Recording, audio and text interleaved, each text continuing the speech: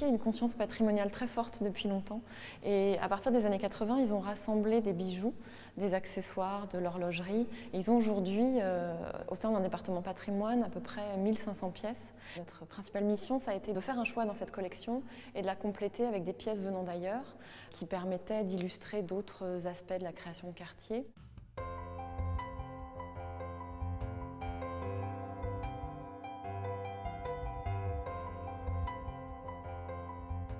On a même le prêt exceptionnel par la reine d'Angleterre du diadème qu'elle a prêté à Kate Middleton pour son mariage.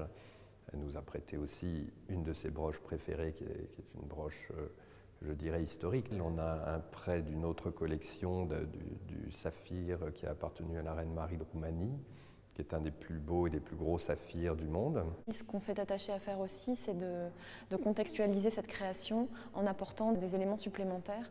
C'est pour ça qu'on a des robes, des tableaux, des illustrations de mode, des accessoires.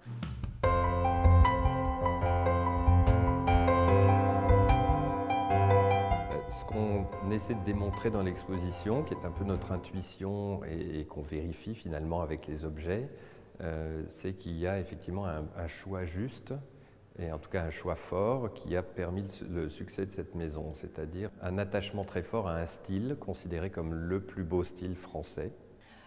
C'est vraiment le XVIIIe siècle français qui est la source d'inspiration principale chez Cartier. Pas le rococo, pas le style Pompadour, non, le néoclassicisme qui commence en fait à la fin du style de l'époque Louis XV, mais qui est surtout associé à Louis XVI, mais un néoclassicisme ultra raffiné. On a des lignes assez épurées, des motifs assez sobres, tout en ayant quand même parfois une guirlande, un ruban, la référence à l'Antiquité. Il y a tout ça qui se combine en fait. Ça se traduit par des bijoux qui reprennent des grands motifs classiques, des guirlandes de laurier, des rinceaux, des rosaces, des formes très pures, inspirées de l'Antiquité.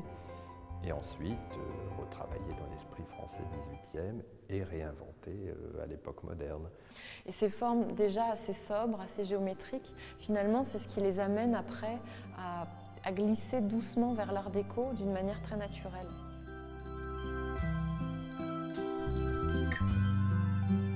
Le cœur vibrant de l'exposition, ce sont les pendules mystérieuses. Les pendules sont vraiment des vrais chefs-d'œuvre d'un point de vue artistique et esthétique, et en même temps des prouesses techniques tout à fait novatrices quand ces pendules apparaissent. Elles ne sont pas mystérieuses pour rien, elles sont mystérieuses parce qu'on ne comprend pas comment elles fonctionnent. Et à chaque fois, chez Cartier, il y a le souci d'allier innovation technique à vrai souci esthétique. On a très envie que le visiteur, en sortant, il ait la sensation d'avoir compris l'histoire de Cartier. Donc du coup, on voulait une scénographie très claire, très structurée, donc quelque chose d'assez didactique. Et en même temps, on voulait aussi que le visiteur soit plongé dans une ambiance assez poétique, quelque chose un petit peu mystérieux.